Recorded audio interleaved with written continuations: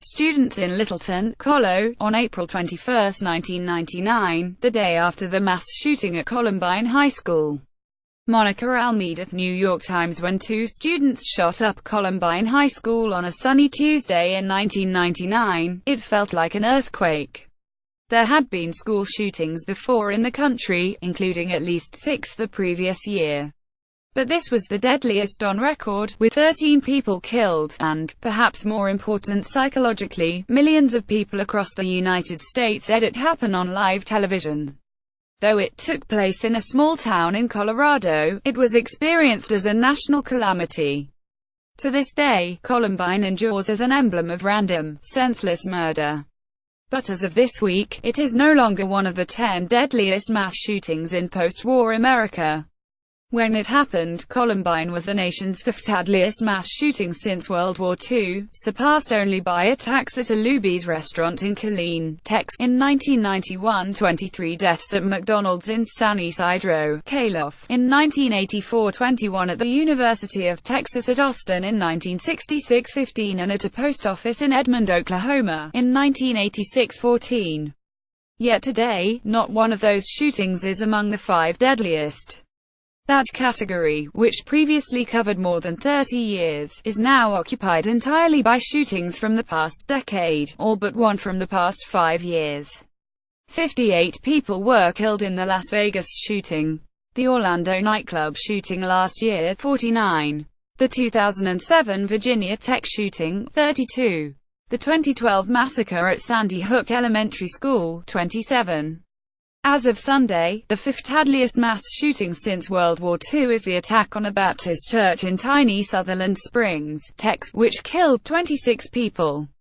Columbine was the first mass shooting in nearly 8 years that killed 10 or more people, and after 1999, 7 years would pass without one. Today, such gaps are unthinkable. 5 of the past 6 years have included at least one shooting with 10 or more casualties.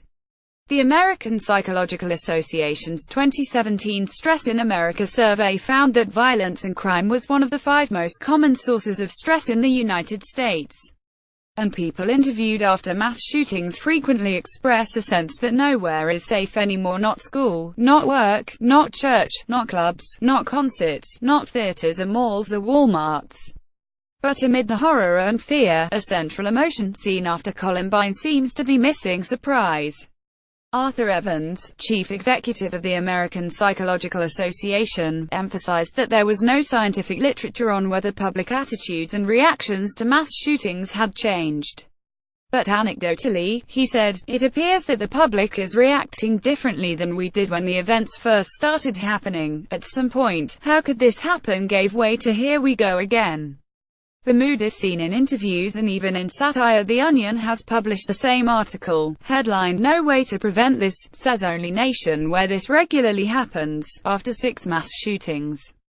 This is not surprising. Drive. Evans said, given what scientists know about how we react to repeated stimuli. Studies have shown that when people are exposed to continuous light they become less sensitive to that stimuli, he said. It would be expected that if people are exposed to these kinds of events in the news all the time, that they're going to be less reactive. That wouldn't be surprising at all. In April 2009, almost exactly 10 years after Columbine, a shooting at an immigrant center in Binghamton, NY, killed the same number of people, 13.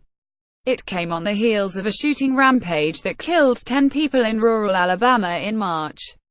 But unlike Columbine, it was followed 7 months later by yet another mass shooting, this one at Fort Hood, Texas, where a gunman again killed 13 people.